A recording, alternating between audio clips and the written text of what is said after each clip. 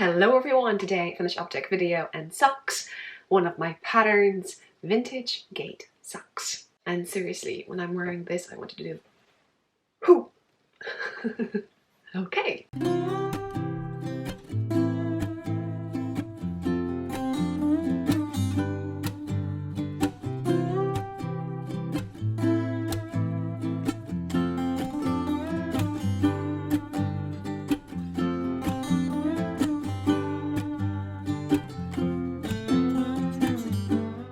So now, first things first, I'm going to tell you this is my pattern, so I'm going to put a discount code down below, so check the description box.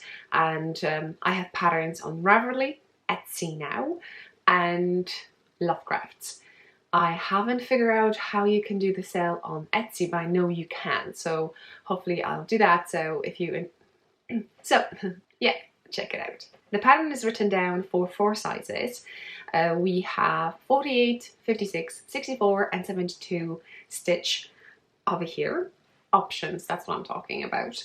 Therefore, I say that because with 48 I could actually go and do these in sport weight. No, I could do these in DK, and maybe one day I'll do and see how it actually looks for my size. So basically the same thing, it's just thicker yarn and bigger needles. Yeah, but the pattern is construction. So the pattern is knitted up from toes up. So once you finish the toe, check how wide they are. You could literally, if you're doing magic cast, no. If you're doing a magic loop no. Yeah, if you're using magic loop, a method, you can slide stitches to the cords and see how you like it. I like with these 1 inch negative ease, and that gives you nice definition of the stitch. They don't stretch too much. However, when I'm knitting plain vanilla socks, then I like to have 2 inch negative ease. So what does it say at all? So that says that normally for me, for my gauge, I'm getting 8 stitches per 1 inch when I'm casting on 64 stitches, and that's what I did with an original pair. So on the screen now, and I'm going to put the link on the top. So if you want to see it and hear more about all those things that you normally read when you buy a pattern, so check that out. Here I used US size 1, but I casted on 56 stitches. So the pattern is divided to size 1 and 2, and then 3 and 4. So they're kind of stick together. So I was able to knit size 3 and size now 2. And this is for a gift. And this is a gift knitting. So basically it means that I'm now knitting for Christmas, so someone is going to get it, whoever likes pink, and I really like this color. More about the yarn I'm going to tell you in a sec. And what else? Yeah, this pattern also has in this pattern I have afterthought heels. So basically you knit a long tube and then you kind of cut 1 stitch to insert heel. So obviously plain vanilla sock on the soil. On the front we have a lace pattern, and then we're adding it to the back of once we finish a section of the chart, and then we continue on both sides. So that's that. Actually, I can show you, this is exactly the same motif in the back that's in the front. The difference is only those little bubbles. I call them Barbara's bubbles, so you don't have to turn your work if you're thinking about it. There is a tutorial, so on the screen, first time I kind of came up with it is when I designed Lights and Twigs Shawl, which is a paid for pattern, but you can knit for free my Lights and Twigs hat on the screen. So obviously check that at the end. That I think, just click it, you will have all those videos there. I really like it. I really like it. I like the flow of knitting it. The only thing I had to I forgot myself and I didn't put things on the back, so I had to frog it a bit. And this version has little peacocks, and I know it looks kind of strange, but when you have it on your leg, it literally gives that extra thing. And to be honest, I have to say thank you to Kaylee, because she added that during our test knit, and I thought it was a brilliant idea. So Kaylee, hello, I know you're watching. I love it so much, and I think it will look beautifully on someone else's leg.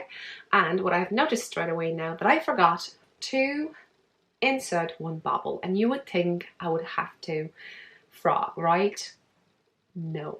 I'm going to show you at the end of the video how I'm going to add that bubble into this pattern. So as you can see, we have three bubbles, and I'm missing a bubble over here. Yeah, so check it out. It looks beautiful. We're missing one over here, and the other sock is fine too. Therefore, I have 3 needles, and I'm going to cast on something new. Yarn. The yarn I use I bought ages ago. It is Drops Fable. You probably know that. Color is 102, and it is beautiful pink that I really like. It's not too dark, it's not too light. I think it's perfect, and it's very girly, I would say, and I think that's where I'm aiming for a person to get it. Needles with scissors. I start toe using Magic Loop method, but then after the toe I'm switching it to 9-inch, which are just that. And obviously I need scissors, and I think tuck them over here for a time being.